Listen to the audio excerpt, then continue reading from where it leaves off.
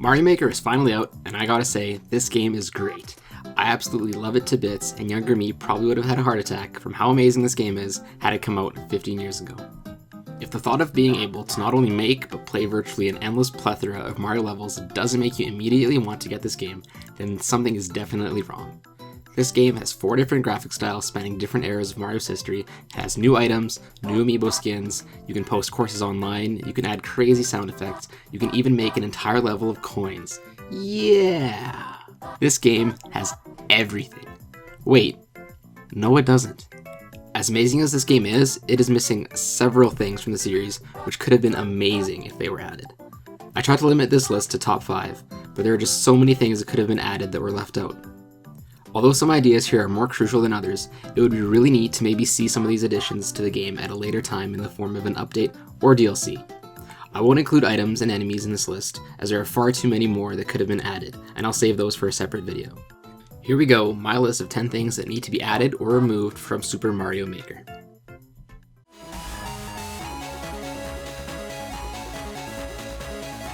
There are tons of levels available online to play, with thousands more being added each and every day. Some good, but mostly bad.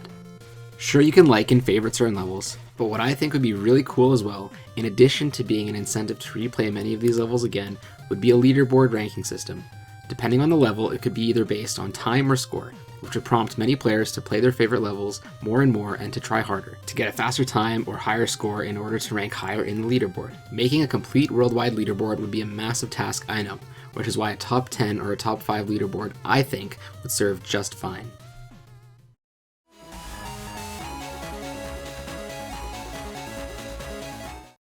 One of the oddest things that I noticed about Super Mario Maker is that although all the enemies are cross-compatible between the different eras of Mario games, some features, however, are not. Most notably, this is in the case of how each game has its own power-up, which isn't compatible with the other eras. For example, you will not be allowed to use a Super Leaf to make Tanuki Mario in any version except for Super Mario Bros. 3. Seeing as how they put a lot of work into making each enemy compatible across every single era, and that each era is run on the exact same engine, I don't see why they couldn't let these items also be cross-compatible. Another example is how Yoshi is only compatible with Super Mario World and New Super Mario Bros. U, and how the Karibo shoe is only available on Super Mario Bros. 1 and 3. In both cases, they offer unique gameplay elements, which would be very nice to see across every single game. I mean, who wouldn't want to ride Yoshi in 8-bit?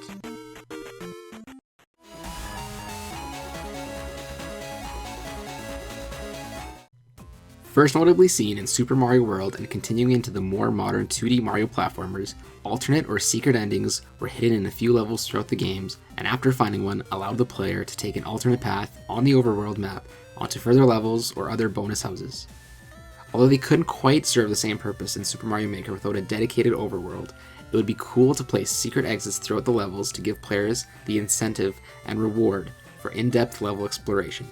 This would be especially cool if some of these exits required a specific power-up to enter, which could further increase replayability of all of these levels.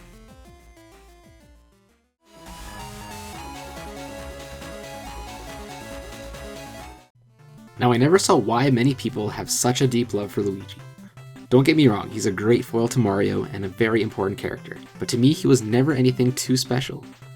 Maybe it's because I was always playing as player 1 and never had a reason to pick him over other characters in games such as Mario Party or Smash Bros. However, I think he still should have been included as an option to play as.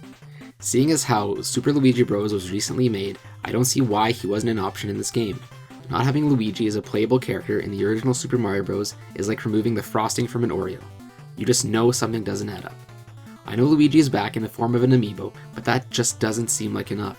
Luigi was in each of these original games and was a necessity for a multiplayer experience. Which brings me to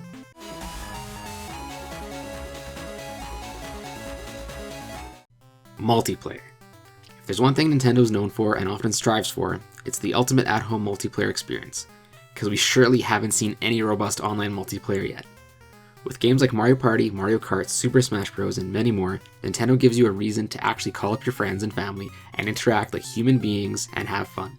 For some reason, in this game, they took out the multiplayer experience of each of the represented games.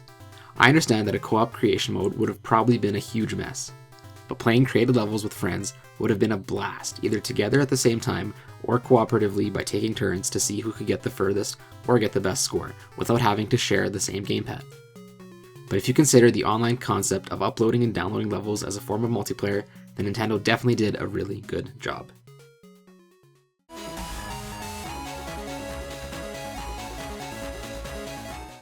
The Star Coins, as we have come to know them today, originated in New Super Mario Bros. For the Nintendo DS and have since been in every new Super Mario game to date, more recently being replaced by green stars in Super Mario 3D World.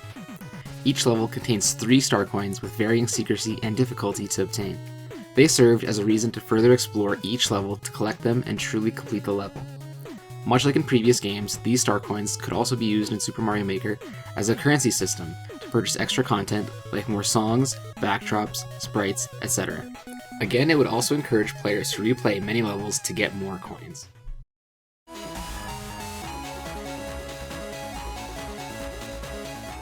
Now, I've already heard many people complain about this being left out of the final game.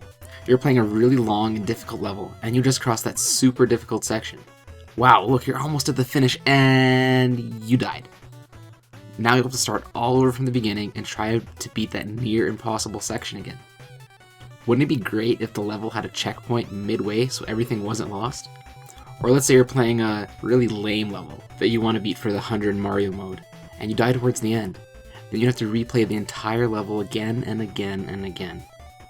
These checkpoints wouldn't have to be mandatory, but having the option of adding a checkpoint would certainly be nice.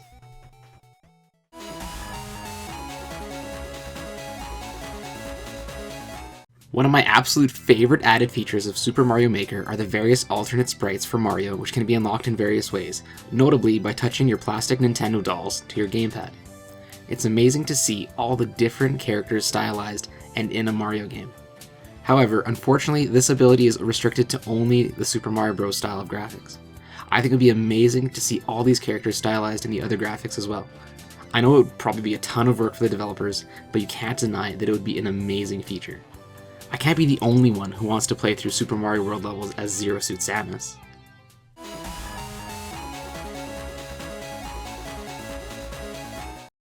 Now initially I was going to include the removal of the 9-day unlocking system originally implemented in the game as my number 2 pick, but it seems that Nintendo took cues from the general public's distaste for it and has patched it for release.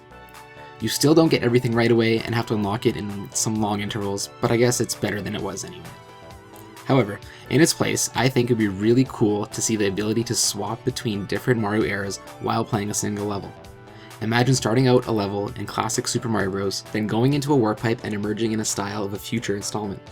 I think this would be really neat as it would offer greater diversity in levels while also making sure players know all the fundamental differences between each installment.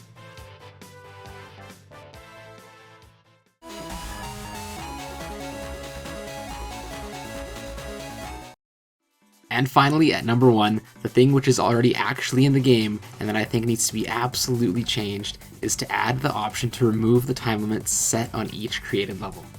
Not only is it unnecessary, but it essentially stifles level creativity by preventing any levels being built with a bigger focus on exploration or platforming puzzles.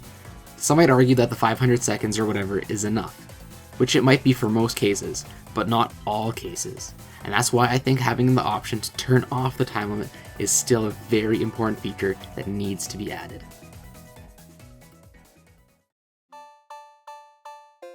And there you have it, folks, my list of 10 things which I think need to be added to Super Mario Maker. Do you agree with my list? Let me know down in the comment section below if you think there are any other things in the game that should be added or removed. And as always, thank you so much for watching, and I'll see you guys in a bit.